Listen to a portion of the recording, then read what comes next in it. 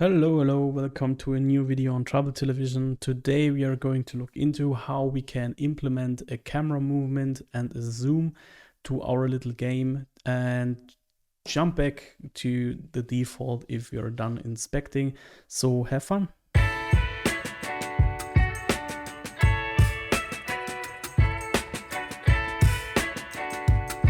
Okay, so let's start implementing some camera movement or zooming features into our game. Before we start though, maybe a quick look at the project. I restructured a little bit to have the code a little bit more maintainable and more pretty maybe. So first I moved all the assets into its own directory, just so we have it like in one place.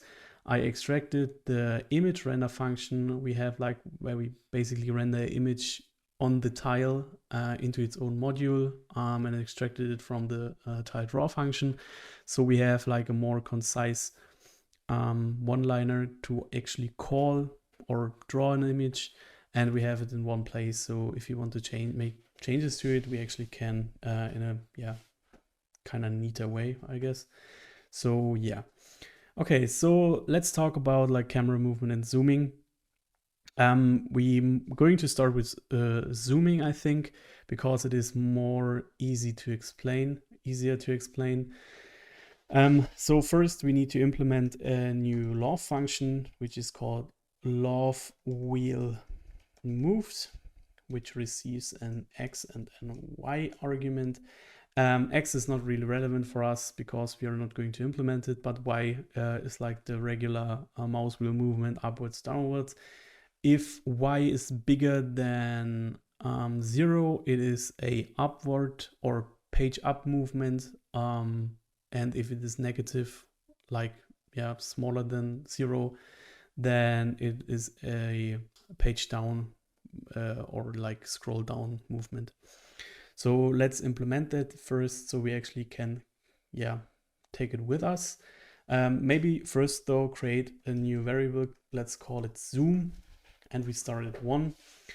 If now the Y coordinate is bigger than 0, we want to increase zoom by a factor. Let's call it zoom factor, and let's define it in here. Zoom factor is 1.05, so 5% per action. We also want to set a maximum threshold. So if zoom is bigger than 3, we actually want to zoom to stay at 3. So we need to implement it another way as well. So just copy and paste basically like the condition, flip it around and say we want now though that zoom is multiplied by 1 divided by zoom factor. So we actually get like the reverse. In this case, I think around like negative 5%. And here we say if zoom is smaller than 1, set it to 1. Okay, so now we have our zoom and we actually track the value, but now we need to apply it to our map as well. And this is actually quite trivial. You might recall that most of the render things are dependent on the tile width and tile height. As I extracted tile width and tile height in its own variables, we actually have like some values we actually can change, but we need to propagate the new values also to the tile itself. The best place for that might be the love update function. So let's adjust it a little bit. Let's say we have width and, or let's call it just like that. And then we want to say that tile width with zoom included as well as tile height multiplied by zoom is passed to the tilemap update. When we go into the tilemap update, we now know that this is tile width, tile height, or the new tile width and tile height. And we also need to pass it to the tile update as well. So let's do that and update the tile update method as well. So let's say new width or tile width, tile height. And let's set the variables as well. Tile height. All right. So now we have our zoom factor, which is applied and saved in a state. We pass it to the tilemap. The tilemap passes it to the tile itself, and the tile just stores it. And since the draw function is dependent on those two variables we are overwriting with our update, the new render for zooming should work. So let's try it. And as you can see now, when we scroll up, it actually moves out. And if we scroll down, it actually moves in. And that might be because I'm on Mac. So yeah, don't worry about it. It's just like a little thing you need to consider when implementing it. Okay, so that looks good. Let's close it. Okay, so let's look now into how we actually can move around when we're zoomed in. So we actually can move the map around, or the viewport, or how you would call it. First, though, we need to think about how we actually could achieve something like that. Okay, so first we are already moving the map around with like the offset for the tile map we provide on each update, which basically indicates that the map is in the middle of the screen when we launch the game initially. Now we need to make those values basically dynamic. There is a function in Love, which is called love key pressed, which we could use to actually grab the event when a key is pressed. The problem we have with that, though, is that a key press is triggered only once. So when you, for example, want to move to the right, you would need to press, for example, D a lot of times to actually move around. And that's not the best like practice, I think. It should be possible to hold the key and move around. And to achieve that, we actually need to track basically the movement and then apply it continuously in the update function. So how we could do that is, first we say which key we want to check. In our case, let's start with W. If W, for example, and now we need some variables because we need to track it. So let's add some variables where we actually say there's a movement X and a movement Y, which both start at 0. If a W now is pressed, we actually want to indicate that move X equals -10 because it moves up, and like the coordinate system starts in the left upper corner with 0, 0. To the right for X and downward for Y. So to move up, we actually need to negate basically the movement. If key code then is S, which should be the opposite, then we have move Y, X equals 10. And then we need two more. We need first A and we need D.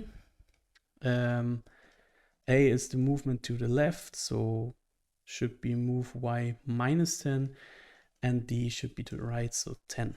Okay, so now we actually indicate that there should be a movement for like in the X, on the X-axis or the Y-axis, if some of those keys are pressed. So if we wouldn't reset them, we would have a problem because the movement would never stop. So actually implement another function which is called key released, which also receives the key code.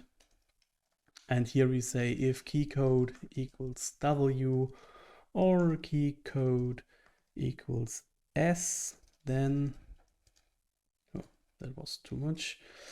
Then move X equals 0, and the same for move Y if A or D is released. Okay, so now we track the movement and we say, or we know when to stop to actually say there is a movement. But now we need some values as well to track the actual movement, like the absolute value that is applied each time we recognize an event. So we actually add some more variables. Let's call them shift X and shift Y because they technically shift the map around.